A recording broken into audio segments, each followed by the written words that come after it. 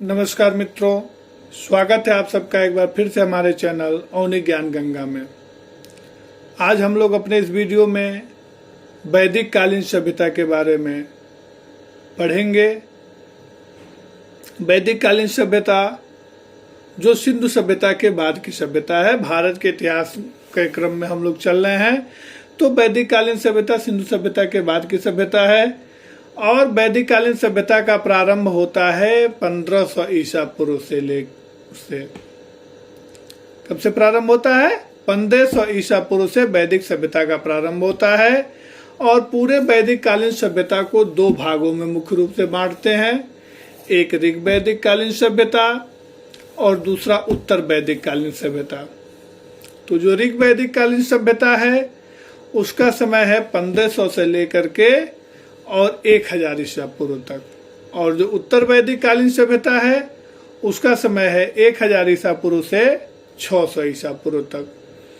तो सबसे पहले हम लोग जान लेते हैं ऋग वैदिक कालीन सभ्यता के बारे में, जिसका समय 1500 ईसा पूर्व से लेकर के और 1000 ईसा पूर्व तक का समय है। वैदिक कालीन सभ्यता को मानने वालों को आर्य कहा गया, या वैदिक कालीन सभ्यता के जनक आर्यों को कहा गया। आर्य संस्कृत भाषा का शब्द है जिसका शाब्दिक अर्थ होता है श्रेष्ठ या कुलीन। वैदिक सभ्यता पूर्णतः ग्रामीण सभ्यता थी, जबकि सिंधु सभ्यता कैसी सभ्यता थी? वो नगरीय सभ्यता थी। लेकिन वैदिक सभ्यता कैसी सभ्यता रही? ग्रामीण सभ्यता रही। आर्य भारत आए ऐसा माना जाता है, और उसके क्रम में उन्होंने अपने सभ्यता का विस्तार किया। आर्यों की भाषा संस्कृत थी, और इन्होंने सर्वप्रथम अपनी सभ्यता के जो ऐतिहासिक प्रमाण इस सभ्यता के मिलते हैं वो वेदों के रूप में मिलते हैं, और इसीलिए इस काल को वैदिक काल भी कहा जाता है। वेदों की संख्या कुल 4 है: ऋग्वेद, यजुर्वेद, सामवेद और अथर्ववेद। जिसमें से सबसे प्राचीन वेद कौन सा वेद है? ऋग्वेद है। और इन चारों के सम्मिलित रूप को हम संहिता कहते हैं, जबकि ऋग्वेद, यजुर्वेद और सामवेद इन तीनों को हम वेद त्रयी के रूप में जानते हैं।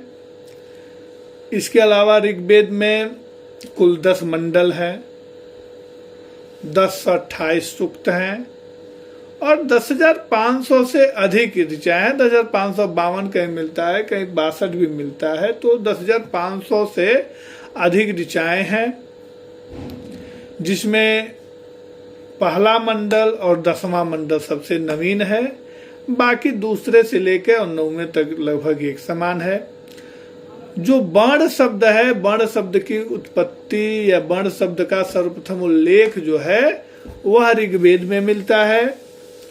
और ऋग्वेद के 10वें मंडल में पुरुष सूक्त में सर्वप्रथम शुद्ध नामक शब्द का वर्णन मिलता है, जिसमें ये बताया गया है कि वर्णों की उत्पत्ति जो है वह किससे हुई है? तो विराट पुरुष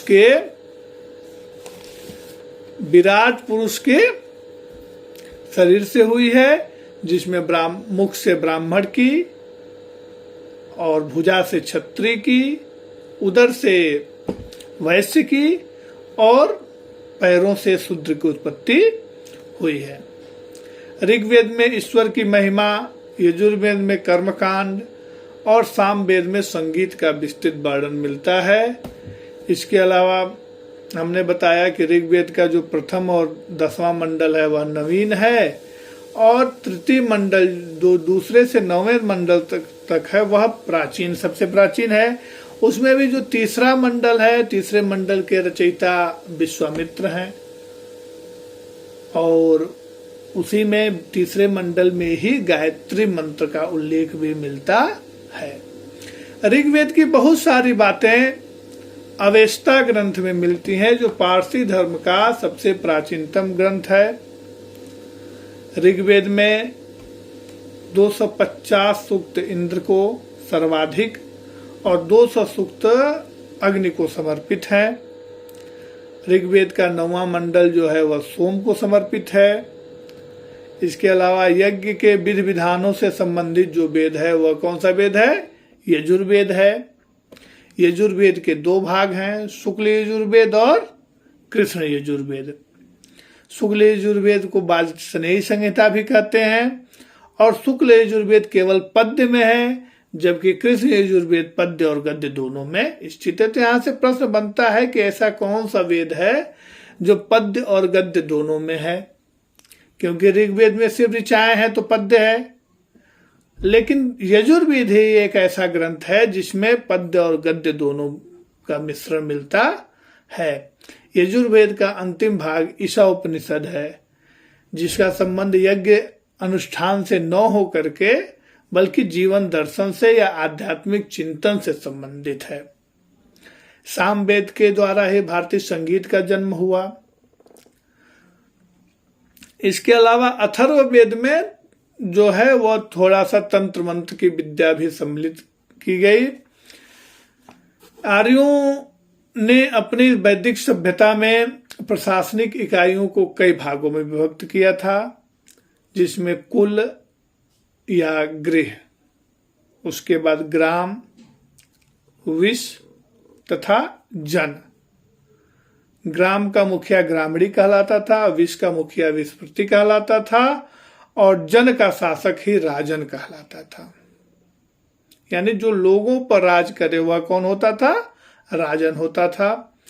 ऋग्वैदिक काल में पुरोहित और सेनानी प्रमुख राज्याधिकारी थे और रत्नियों की संख्या 12 थी।